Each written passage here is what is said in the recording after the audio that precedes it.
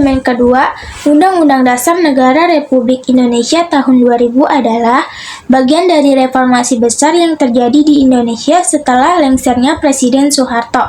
Amandemen ini merupakan kelanjutan dari amandemen pertama yang dilakukan pada tahun 1999 dan berfokus pada peningkatan sistem demokrasi, penguatan hak asasi manusia, dan perubahan struktur kelembagaan negara. Amandemen ini sangat berpengaruh terhadap konstitusi Indonesia dan pemerintahan negara. 1. Pemilihan presiden secara langsung. Salah satu perubahan besar yang dihasilkan oleh amandemen kedua adalah pemilihan presiden dan wakil presiden yang dilakukan secara langsung oleh rakyat, bukan lagi oleh Majelis Permusyawaratan Rakyat atau MPR.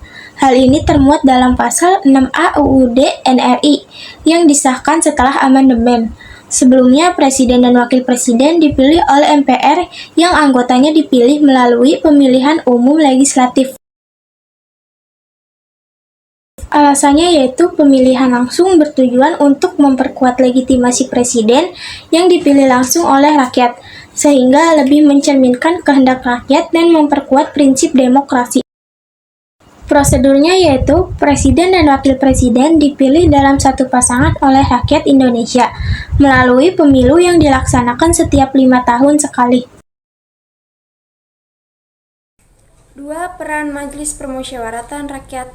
MPR sebagai lembaga tertinggi negara, meskipun pemilihan presiden dilakukan langsung oleh rakyat, MPR tetap memiliki peran penting dalam sistem politik Indonesia. MPR memiliki wewenang untuk memegang kekuasaan tertinggi negara dalam hal pengawasan terhadap penyelenggara negara dan perubahan UUD. Impeachment Presiden. MPR diberi wewenang untuk memberhentikan presiden jika melanggar hukum atau gagal menjalankan tugas dengan baik. Impeachment berdasarkan pasal 7B UUD. Tugas MPR tidak hanya memiliki tugas dalam memilih presiden dan wakil presiden, tetapi juga berperan dalam merumuskan pokok-pokok haluan negara dan melakukan perubahan atau amandemen terhadap UUD. 3. Penguatan peran Dewan Perwakilan Rakyat (DPR). Amandemen kedua memberikan penguatan peran DPR dalam sistem pemerintahan Indonesia.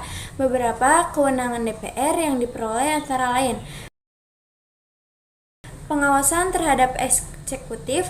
DPR memiliki peran penting dalam mengawasi jalannya pemerintahan, termasuk dalam hal kebijakan anggaran dan pelaksanaan undang-undang. Pembentukan undang-undang. DPR juga terlibat dalam pembentukan undang-undang dan dapat memberikan masukan atau penolakan rancang-rancang undang-undang yang diajukan oleh pemerintah.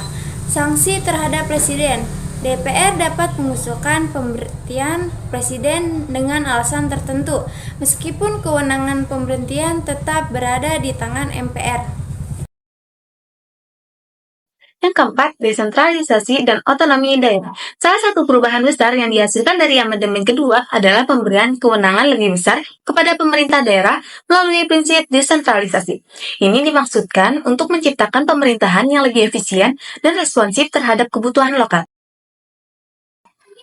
Otonomi daerah. Pemerintah daerah diberi kewenangan lebih besar dalam mengatur dan mengurus urusan rumah tangga daerah sesuai dengan aspirasi dan kebutuhan masyarakat setempat.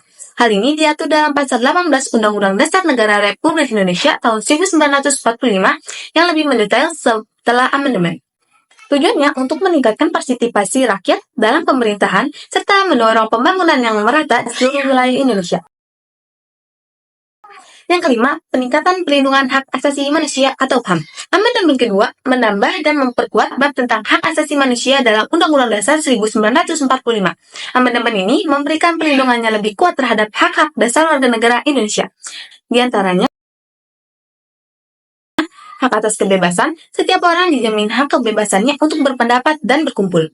Yang kedua, hak atas keadilan. Negara diwajibkan untuk memberikan perlindungan terhadap hak-hak warga negara seperti hak atas pekerjaan, pendidikan, dan perlindungan hukum. Yang ketiga, penyelesaian sengketa HAM. Negara diberikan kewajiban untuk mengatasi pelanggaran hak asasi manusia dengan cara yang adil, dengan pendirian lembaga negara seperti Komisi Nasional Hak Asasi Manusia atau Komnas HAM. Yang keenam, ada pembentukan Mahkamah Konstitusi atau MK.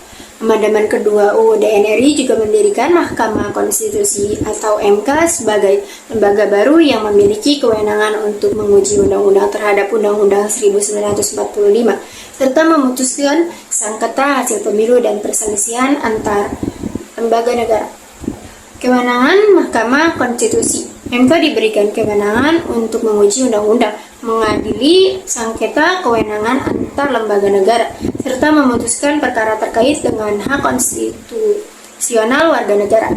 Tujuannya memastikan bahwa undang-undang yang dibuat sesuai dengan Undang-Undang 1945 dan memberikan perlindungan terhadap hak konstitusional warga negara.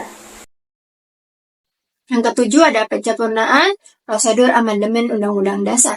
Amandemen kedua juga menyempurnakan prosedur perubahan Undang-Undang Dasar yang mengatur dengan lebih rinci bahwa untuk melakukan perubahan terhadap Undang-Undang Dasar diperlukan persetujuan dari DPR yang terdiri atas anggota DPR dan DPD, Dewan Perwakilan. Lalu ada prosedur amandemen. Untuk melakukan amandemen terhadap Undang-Undang Dasar diperlukan persetujuan lebih dari setengah anggota MPR yang hadir dalam sidang.